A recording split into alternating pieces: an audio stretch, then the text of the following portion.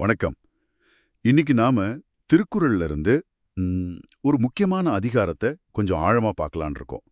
அதிகாரம் 73 அவையஞ்சாமை. ஆமா. அதாவது ஒரு சபையில ஒரு கூட்டத்துல பேசுறதுக்கு பயப்படாம இருக்கிறது பத்தி. ஆ, இது ரொம்ப பழசுன்னாலும் இன்னைக்கு இது ரொம்பவே தேவைப்படுற ஒண்ணு இல்லையா? நிச்சயமா. இத நாம ஒரு மாதிரி தைரியமாக பேசு அப்படின்னு சொல்லலாம் போல. இத பத்தி கொஞ்சம் விரிவா பேசலாமா? கண்டிப்பா.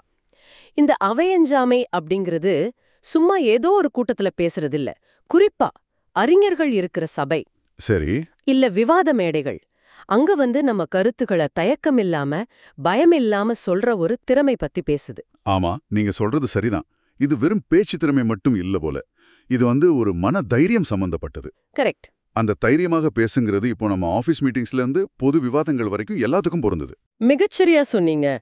இப்ப பாருங்க, ஒருத்தர்கிட்ட நல்ல அறிவு இருக்கலாம், நிறைய படிச்சிருக்கலாம், திறமை இருக்கலாம். ஆனா ம். அத மத்தவங்களுக்கு புரியிற மாதிரி, அவங்களுக்கு பயன்படுற மாதிரி எடுத்து சொல்லணும்னா இந்த அவையஞ்சாமை வேணும். இல்லனா? இல்லனா பயந்துட்டு பேசாம இருந்தா எவ்ளோ நல்ல கருத்தா இருந்தாலும் அது வெளியே வராமலே போயிடும். அதுதான் விஷயம்.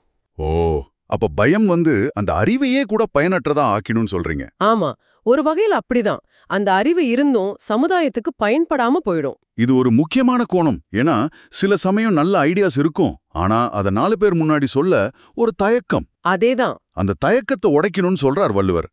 பல நல்ல விஷயங்கள் வெளிப்படாம போறதுக்கு காரணமே இந்த தயக்கம்தான். கரெக்ட். இதுல இன்னொரு விஷயமும் இருக்கு. அப்படி பயந்துட்டு பேசாம இருக்கிறது அந்த தனிநபருக்கு மட்டும் நஷ்டம் இல்ல. அப்படியா? ஆமா, அந்த சபைக்கே அது ஒரு இழப்பு.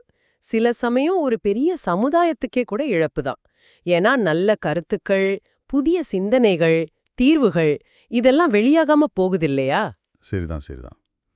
அறிவு பகிர்வு தடபடுது. ஆமா, அறிவோட வளர்ச்சிக்கு இந்த துணிச்சல், இந்த அவையஞ்சாமை ஒரு அடிப்படை தேவைன்னே சொல்லலாம். அப்போ சுருக்கமா சொன்னா, இது வெறும் தைரியமா பேசுங்கிறத விட, உன் அறிவை, உன் கருத்துக்களை தைரியமா ஆனா பொறுப்பா வெளிப்படுத்து அப்படிங்கிற மாதிரி இருக்கு. மிக சரியா புரிஞ்சுக்கிட்டீங்க. எந்த சபையா இருந்தாலும், சின்ன குழு விவாதமா இருந்தாலும் சரி, பெரிய மாநாடா இருந்தாலும் சரி, ம். உங்க கருத்துக்களுக்கு ஒரு மதிப்பு இருக்கு. அதனால தயங்காம, பயப்படாம, தெளிவா முன்வைக்கணும். அதுதான் சாரம். நம்ம நேயர்கள் இதை கேட்டுட்டு இருக்கும்போது, அவங்களோட அன்றாட வாழ்க்கையில இத எப்படி பார்க்கலாம்? உங்க வேலை செய்யற இடத்துல, இல்ல நண்பர்களோட பேசும்போது, இல்ல குடும்பத்துக்குள்ள, எங்கெல்லாம் உங்க கருத்துக்களை சொல்ல தயங்குறீங்க?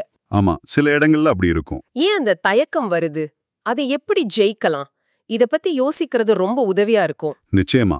ஏன்னா பல சமயம் நாம சொல்லாம விடுற விஷயங்கள் ரொம்ப முக்கியமானதா இருக்கலாம். உண்மைதான். சரி, இறுதியா ஒரு சின்ன சிந்தனை மட்டும். சொல்லுங்க. தைரியமா பேசுறது முக்கியம்தான்.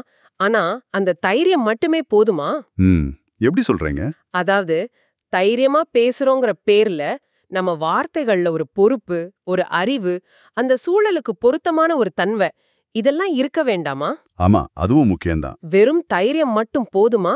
இல்ல அதோட விவேகமும் தேவையா? தைரியமா பேசுறதுக்கும் கொஞ்சம் துடுக்குத்தனமா பேசுறதுக்கும் உள்ள வித்தியாசம் என்ன? அது எப்படி உணர்றது? எப்படி நம்ம பேச்ச தைரியமாவும் அதே சமயம் பயனுள்ளதாவும் பொறுப்பானதாவும் வச்சுக்கிறதுன்னு. அருமை. இந்த சிந்தனையோட இன்னைக்கு நிறைவு செய்யலாம். ரொம்ப நன்றி. நன்றி.